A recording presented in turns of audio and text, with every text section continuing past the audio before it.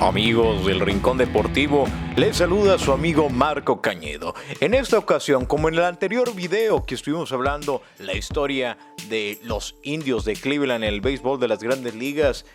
hoy hablaremos también uno de los temas controversiales que ha generado en el deporte de los Estados Unidos, pero sobre todo en la National Football League, en el fútbol americano, en donde también se generó controversia debido a uno de los nombres de una franquicia tan popular y añeja dentro del fútbol americano en los Estados Unidos. Estamos hablando de la franquicia de Washington, quien anteriormente eran los Pieles Rojas, o mejor conocido como los Redskins. Mencionaremos cuáles fueron los motivos y cuál fue la controversia que se generó dentro del nombre, el sobrenombre de la franquicia de Washington, y cuál fue también el motivo por el cual se tomó la decisión del cambio de nombre de franquicia. Ahora nos trasladamos al fútbol americano. Le estaremos comentando todos los detalles sobre la situación que vivió Washington, por el cual cambió su nombre de franquicia. Recordemos y nos remontamos desde 1932, cuando se fundó esta franquicia, pero anteriormente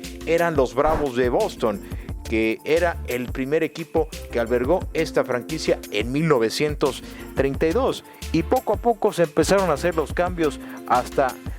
1937, cuando Washington se tuvo a su equipo, a su franquicia de la NFL, y que Boston se movía a la ciudad, a la capital de los Estados Unidos, y con el nombre de los Redskins. Recordemos que también el término Pieles Rojas se usó también en Boston en 1933 y 1936, pero esta vez en 1937 este equipo se trasladó a la capital de los Estados Unidos. Recordemos que vivieron varios momentos en su historia, la resistencia a la integración racial, como también la era de George Allen, que vivieron uno de los momentos, incluyendo la era del quarterback Joe Gibbs, quienes tuvieron los momentos de gloria en la franquicia de Washington, obteniendo 3 anillos de Super Bowl. Y hablando de esta época de la resistencia a la integración racial,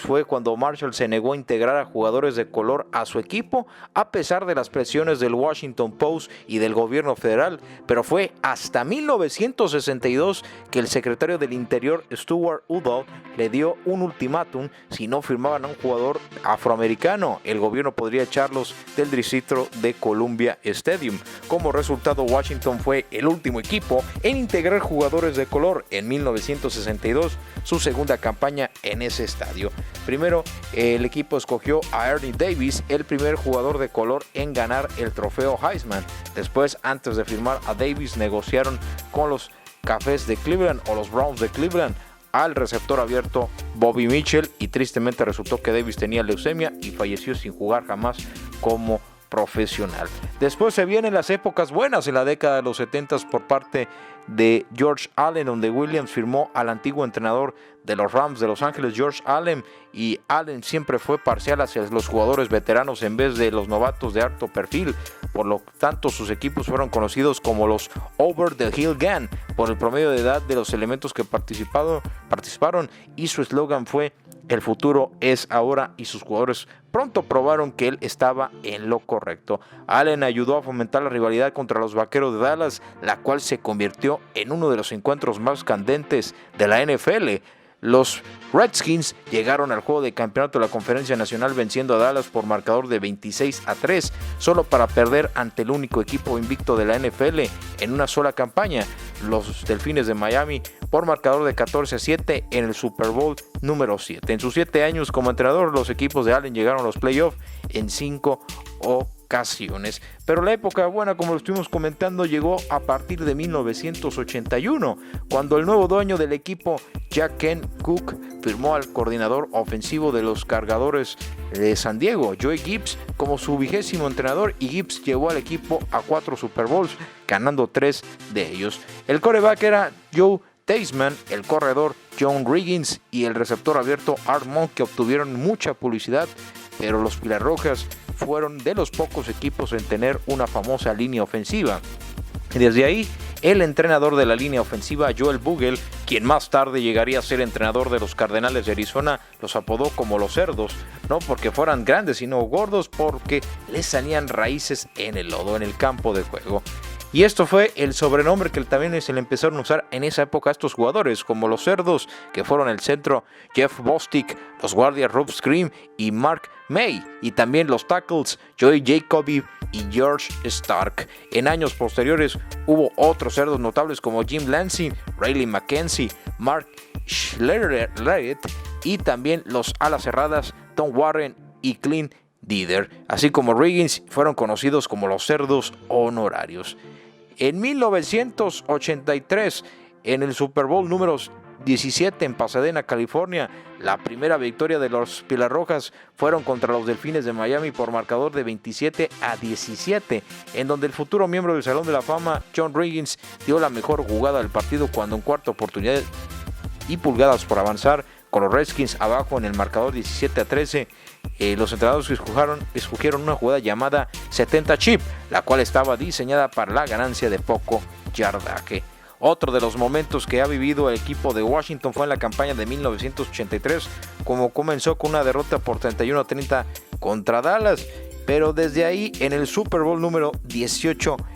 habían superado las expectativas y habían vencido a los Raiders, que en ese tiempo eran de Los Ángeles, por marcador de 38-9. Otra campaña de ensueño para los Pieles Rojas de Washington fue en 1987, en donde el 31 de enero de 1988 en San Diego, California, vencieron a los Broncos de Denver de John Elway por marcador de 42-10.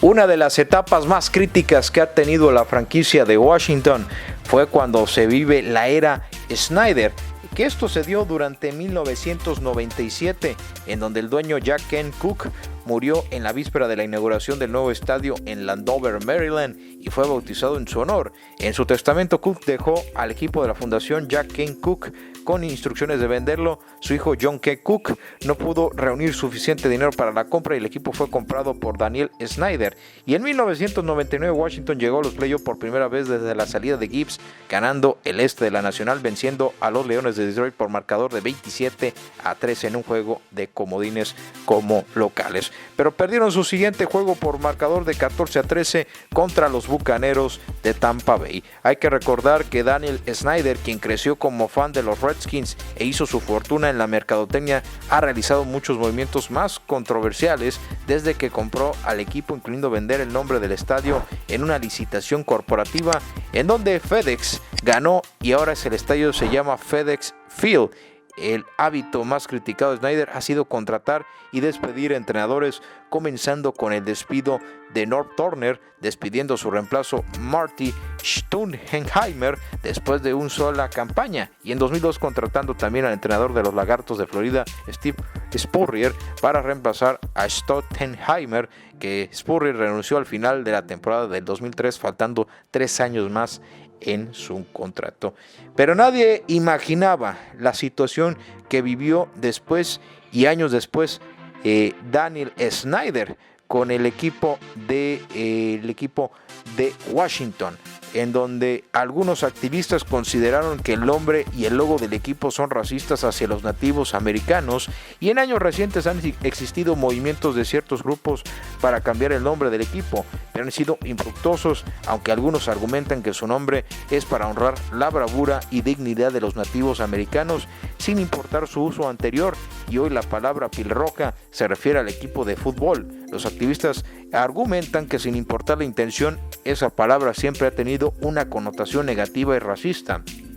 Sin importar las quejas de los activistas, una encuesta en 2002 comisionada a Sports Illustrated halló que el 75% de los nativos americanos encuestados no tuvieron objeción alguna acerca del nombre de los Redskins, y fue hasta el 2020, en julio del 2020, que finalmente la franquicia eliminó la marca Redskins de su nombre, llamándose provisionalmente como el Washington Football Team. El principal error de Daniel Snyder no fue escuchar a los aficionados, y más por esta situación tan controversial del nombre Pieles Rojas, y esto creó mucha indignación, por parte de los diferentes grupos que defienden a los nativos americanos y que están en contra de la discriminación racial, pero esta vez nunca se imaginó el impacto que generó debido a las manifestaciones y a las fuertes situaciones que se han vivido en los Estados Unidos con el tema de la discriminación racial. Un claro ejemplo fue el asesinato de George Floyd en 2020, en mayo de 2020 en Minneapolis, Minnesota, que desde ahí empezó a hacer ruido, pero desde ahí generó una controversia muy fuerte en los Estados Unidos, que desde ahí el pueblo exigió respeto a todos los afroamericanos y a todas las razas debido al problema que ha vivido Estados Unidos con la discriminación racial. Pero el meollo del asunto fue que los patrocinadores, que fueron un factor muy importante, le aconsejaron a Daniel Snyder que tenía que cambiar el nombre de la franquicia, porque si no, ya nos estarían anunciando en la franquicia de Washington durante la próxima temporada. Y debido a la presión de los patrocinadores y con la de los aficionados, se tomó esa decisión. Aficionados, ¿cómo ven este tema? De Cleveland a Washington, ¿cómo ven el tema del cambio de nombre para la franquicia de Washington? ¿Y cómo ven para el 2022? Porque se rumora que tendrá un nuevo nombre la franquicia de Washington en la NFL. Coméntenos, suscríbase al canal, denle like al video, active la campana y siga todo el contenido que se esté generando en el Rincón Deportivo, porque la comunidad está creciendo y es muy importante que siga formándose en ella y sobre todo que nos dé su opinión al respecto. Soy Marco Cañedo, como siempre deseándoles una excelente semana.